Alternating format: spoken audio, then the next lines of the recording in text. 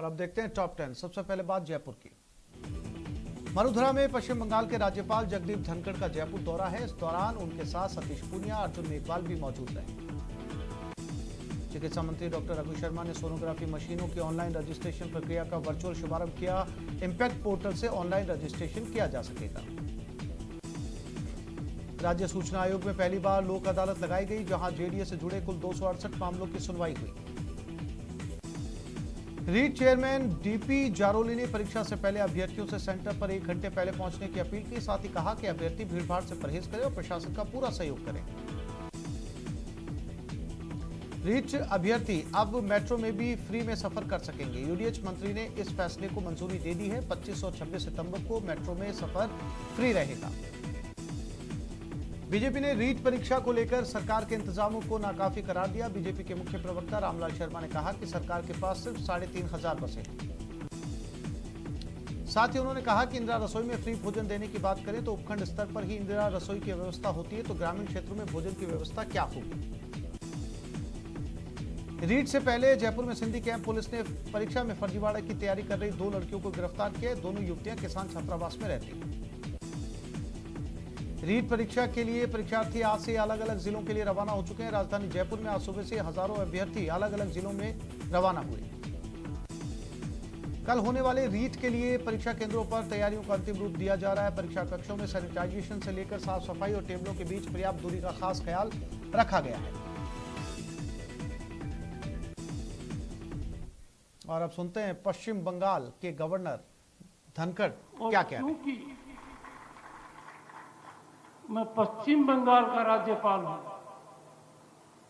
मेरी मनोस्थिति, वहां की चुनौतियां, वहां का दर्द, वहां की समस्याएं, यहां आने के बाद मैं प्रेरणा से ऊर्जित होकर जा रहा हूं। ज्यादा ताकत के साथ जा रहा हूं, ज्यादा संकल्प के साथ जा रहा हूं। और मेरे मन में कोई शंका नहीं है कि पंडित दीनदयाल उपाध्याय ने जो बीज बोया था, उसके बिना, उस पर समर्पित हुए बिना न तो हम हमारी संस्कृति को बचा पाएंगे, न हमारी आजादी को बचा पाएंगे, न प्रजातंत्र को सही रूप से फलीभूत कर पाएंगे। मुझे बड़ा सुखद आश्चर्य हुआ जब मैं हवाई जहाज में बैठा और एक अनाउंसमेंट हुआ। उस अनाउंसमेंट को जब मैंने सुना तो मैंने अनाउंसमेंट करने वाली युवती को बुलाया और मैंने कहा, यह आपने कब से चालू किया? वो आजादी के अमृत महोत्सव का था। और मैंने कहा, ये क्या है? तो उन्होंने जो मुझे बताया और पूरे महीने का उद्बोधन मेरे सामने रखा कि वो एयरलाइन रोज आजादी महोत्सव के बारे में, उस दिन जो घटनाक्रम हुआ उसके बारे में बताती है। मैं आपको 2-3 बातें बताऊंगा। इन्होंने रीट परीक्षा को लेकर उदयपुर से भी परीक्षार्थी अन्य जिलों के लिए रवाना होने लगे हैं। ऐसे में बस स्टैंड पर परीक्षार्थियों में हूड़ मची हुई है। रोडवेज बस स्टैंड पर जिला प्रशासन द्वारा बसों की पुख्ता व्यवस्था की गई। परीक्षार्थियों को किसी तरह की परेशानी ना हो, इसलिए बस स्टैंड पर पुलिस भी तैनात है।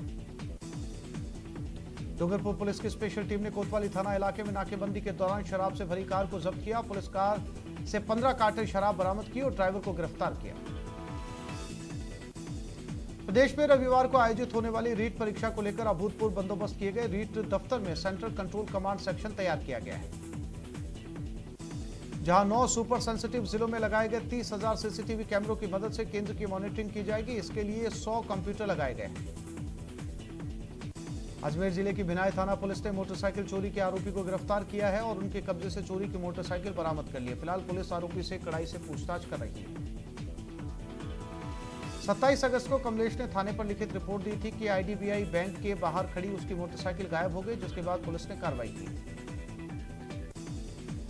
रीट परीक्षा को लेकर कोटा में 300 से ज्यादा बसों को अधिकृत किया जा चुका है। कोटा में करीब 142 सेंटर पर 57,000 परीक्षार्थी परीक्षा देंगे। कोटा में रीट एग्जाम को लेकर रोडवेज बस स्टेशन पर अभ्यर्थियों की भीड़ जुटने लगी। बस स्टैंड पर हेल्पलाइन डेस्क को भी स्थापित किया गया है। कोटा पुलिस ने भी नकल गैंग पर नकेल कसी और पुलिस ने 2 लोगों को पकड़ा। ये दोनों 15 लाख में रीट परीक्षा में सफलता दिलाने का झांसा दे रहे थे। रेल यात्रियों की सुविधा को ध्यान में रखते हुए कोटा रेल प्रशासन ने यमुना ब्रिज रतलाम तथा रतलाम से आगरा फोर्ट रेलगाड़ियों को चलाने का निर्णय लिया। ये गाड़ी 1 अक्टूबर से चलेगी। इसी प्रकार वापसी में गाड़ी संख्या 5911 रतलाम से आगरा फोर्ट से स्पेशल ट्रेन आगामी 3 अक्टूबर 2021 से अगली सूचना तक प्रतिदिन चलाई जाएगी। इस गाड़ी के कुल 14 कोच रहेंगे। कोटा में डेंगू के आंकड़ों में लगातार बढ़ोतरी देखी जा रही है। पिछले 24 घंटे में 1 दर्जन मरीजों की जांच रिपोर्ट डेंगू पॉजिटिव आ चुकी है। कोटा में अब 120 से ज्यादा मरीज डेंगू पॉजिटिव मिल चुके हैं। हालांकि चिकित्सा विभाग द्वारा डेंगू की रोकथाम के लिए करीब 800 टीमें डोर टू डोर सर्वे कर रही हैं। चिकित्सा विभाग अब डेंगू की रोकथाम को लेकर सख्त नजर आ रहा है और लार्वा मिलने पर मकान मालिकों को नोटिस थमाने और चालान काटने की कार्रवाई कर रहा है। कोटा में NH 27 पर एक वाहन ने बाइक को अपनी चपेट में ले लिया, जिससे बाइक सवार दोनों युवकों की मौत हो गई। कोटा में करंट की चपेट में आने से एक युवक गंभीर रूप से झुलस गया। गंभीर रूप से युवक को अस्पताल ले जाया गया, जहां से युवक को MBS अस्पताल में रेफर किया गया है। पंडित दीनदयाल उपाध्याय की 105वीं जयंती पर बीकानेर शहर बीजेपी की ओर से कार्यक्रम का आयोजन किया गया। इसमें केंद्रीय मंत्री अर्जुन मेघवाल ने दीनदयाल की प्रतिमा को माल्यार्पण कर उन्हें श्रद्धांजलि अर्पित की। उच्च शिक्षा मंत्री भवन सिंह भाटी ने बीकानेर में फुटबॉलर चुनीलाल पंवार की जयंती पर उनकी प्रतिमा पर पुष्पांजलि अर्पित की। इस मौके पर उन्होंने कहा कि चुनीलाल पंवार ने फुटबॉल के माध्यम से बीकानेर का नाम देश और विदेश में रोशन किया है। बीकानेर के सेरुणा थाना इलाके के सामतसर गांव की रोई में खेत में बने मकान का छज्जा भर कर गिर गया। इसके नीचे दबने से एक बुजुर्ग की मौत हो गई। भरतपुर में परीक्षार्थियों के आवागमन को बेहतर बनाने के लिए कलेक्टर और ADM प्रशासन ने नुमाइश मैदान में बने अस्थायी बस स्टैंड का जायजा लिया। परीक्षार्थियों को लाने ले जाने के लिए परिवहन विभाग द्वारा बसों का पूरा इंतजाम किया गया है। किसी भी परीक्षार्थी को परेशानी ना हो, इसका खास ख्याल रखा गया। ग्राम विकास अधिकारियों ने अपनी मांगों को लेकर भरतपुर कलेक्ट्रेट के बाहर धरना दिया। राजस्थान ग्राम विकास अधिकारियों ने अपनी मांगों को लेकर कलेक्टर को मुख्यमंत्री और प्रमुख शासन सचिव के नाम चिट्ठी सौंपी। भरतपुर के उच्चैन थाना क्षेत्र के ग्रामीणों ने पुलिस अधीक्षक दफ्तर पहुंचकर थाना अधिकारी के खिलाफ विरोध प्रदर्शन किया और थाना अधिकारी को बर्खास्त करने की मांग को लेकर पत्र सौंपा। ग्रामीणों ने कहा कि थाना अधिकारी मनमाने तरीके से ग्रामीणों को फर्जी मुकदमे लगाकर बंद कर रहा है और किसी न किसी बात को लेकर लोगों से बदसलूकी करता रहता है।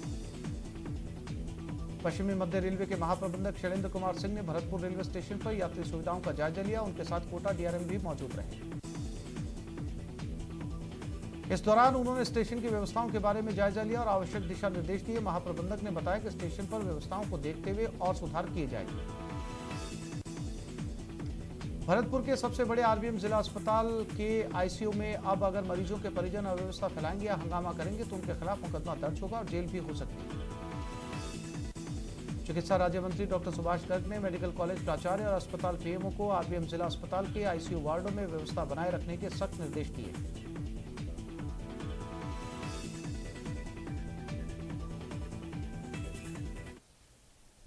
धर्म के रास्ते खुशियों के वास्ते आज रात 8:56 पर ये देश है हमारा में देखिए हिंदू आबादी शांति की गारंटी। क्या हिंदू आबादी